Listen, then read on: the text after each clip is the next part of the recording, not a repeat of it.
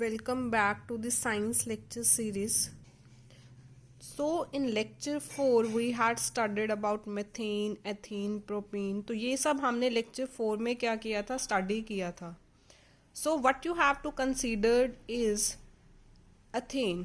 ethane का आपके पास सूत्र क्या रहता है, that is C2H6.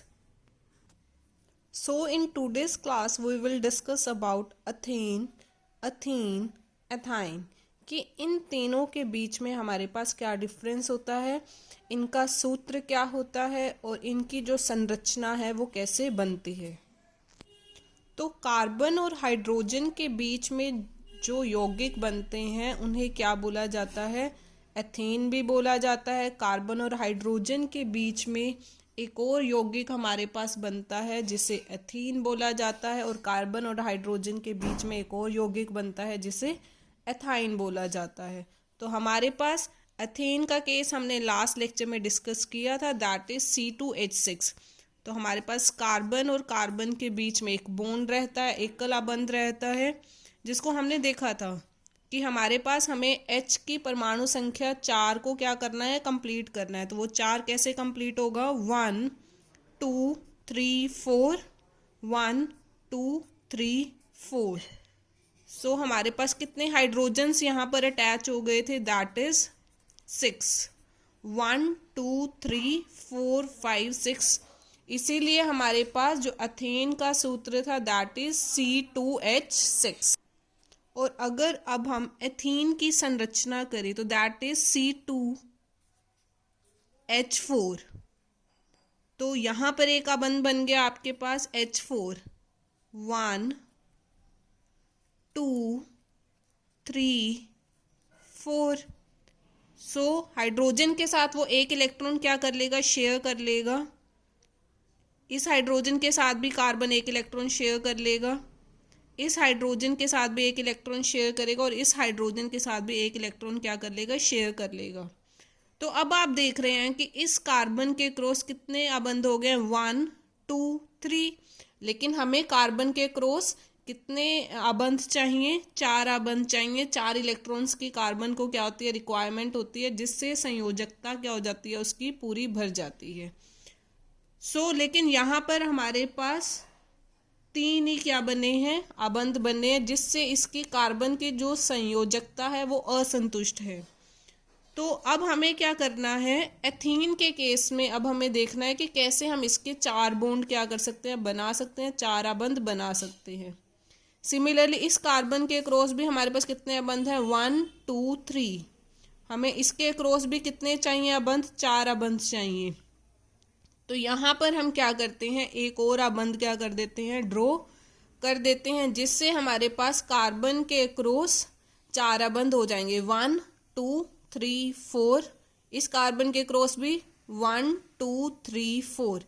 इसे हम एक और वे में भी समझ सकते हैं, वो अभी हम डिस्कस करेंगे. As per the configuration of electrons draw करके कैसे हमारे पास शेयरिंग होती है और किस तरीके से हमने यहाँ पर डबल बॉन्ड बनाए हैं, वो अभी हम डिस्कस करेंगे. बाकी एथीन के केस में हमारे पास यहाँ पर क्या हो जाता है, द्विअबंध हो जाता है. एथेन के केस में हमारे पास यहाँ पर क्या रहता है, कार्बन और कार्बन के बीच में एकल अबंध रहता है. सिमिलरली अगर हम एथाइन का केस देखें तो यहाँ पर हमारे पास कितना है, C2H2. एक एच इधर एक एच इधर. यहाँ पर कार्बन और कार्बन के बीच में एक अबंध बन जाएगा, कार्बन और हाइड्रोजन के बीच में एक अबंध बन जाएगा, कार्बन और हाइड्रोजन के बीच में एक अबंध बन जाएगा. हमें कार्बन के क्रॉस 4 अबंध चाहिए होते हैं, 1 2. 2 बॉन्ड्स हैं पड़े आपके पास, यहाँ पर आपको एक और बॉन्ड चाहिए, 2 चाहिए और बॉन्ड.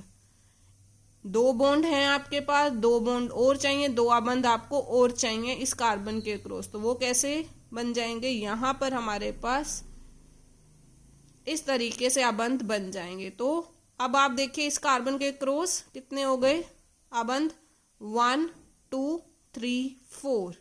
4 की रिक्वायरमेंट होती है, तो इस कार्बन के क्रॉस 4 क्या हो गए हैं, बॉन्ड हमारे पास बन चुके हैं. सिमिलरली इस कार्बन के क्रॉस भी आपके पास कितने अबंध होंगे, 1 2 3 4।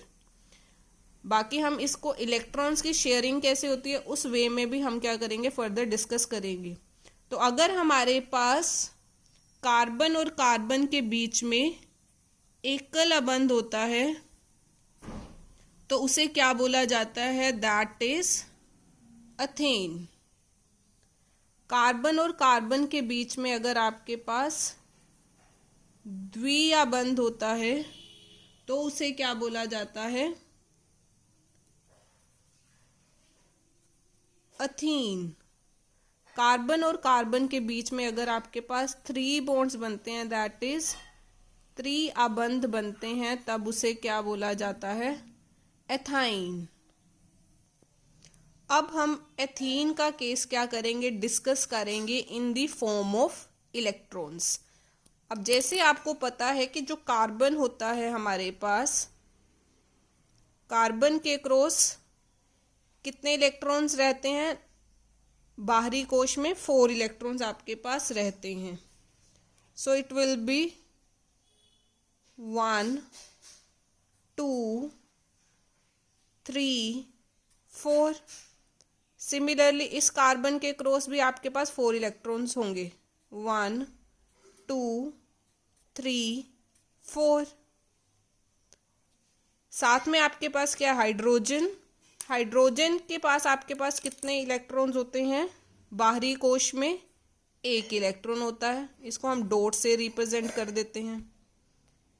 सिमिलरली आपके पास एक हाइड्रोजन, यहाँ पर 4 हाइड्रोजन रहते हैं एथीन के केस में, 2 कार्बन रहते हैं, 2 कार्बन हमने ड्रॉ कर लिए और कार्बन के क्रॉस हमने 4 इलेक्ट्रॉन्स शो कर दिए। सिमिलरली हमारे पास कितने हाइड्रोजन रहते हैं, 4 हाइड्रोजन, 1 2 3 4। और हर हाइड्रोजन के क्रॉस आपके पास क्या, कितने इलेक्ट्रॉन्स होते हैं, उसके बाहरी कोश में 1 ही इलेक्ट्रॉन होता है, 1। इस हाइड्रोजन का भी 1 इलेक्ट्रॉन, इस हाइड्रोजन का भी 1 इलेक्ट्रॉन। अब आपको क्या करना है, इनके शेल्स को कंप्लीट करना है। ये कार्बन के क्रॉस 4 हैं, इसको 4 और चाहिए।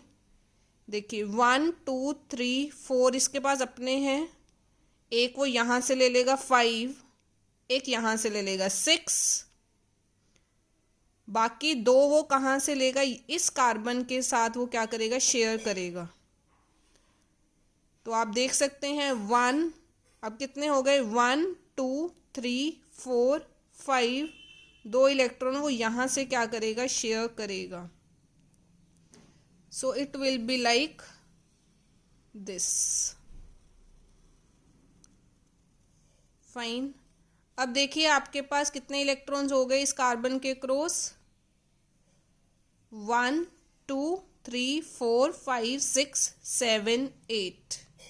तो मीन्स यहाँ पर इसको 2 इलेक्ट्रॉन्स इस कार्बन के शेयर करने थे, तभी हमने ऊपर क्या किया है, बेसिकली द्विअबंध शो किया है। सिमिलरली इस कार्बन को भी कितने इलेक्ट्रॉन्स हैं इसके पास, 1 इलेक्ट्रॉन वो यहाँ से हाइड्रोजन का शेयर करेगा, 1 इलेक्ट्रॉन यहाँ हाइड्रोजन से शेयर करेगा। कितने हो जाएंगे, 4 इसके पास अपने हैं, एक यहाँ से ले लिया 5, एक यहाँ से ले लिया 6, 2 इलेक्ट्रॉन्स वो इस कार्बन से शेयर करेगा।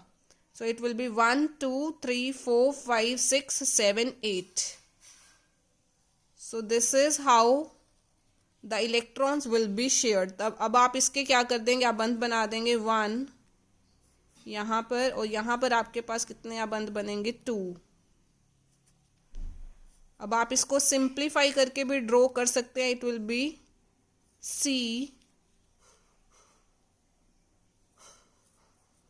C double bond C and this is H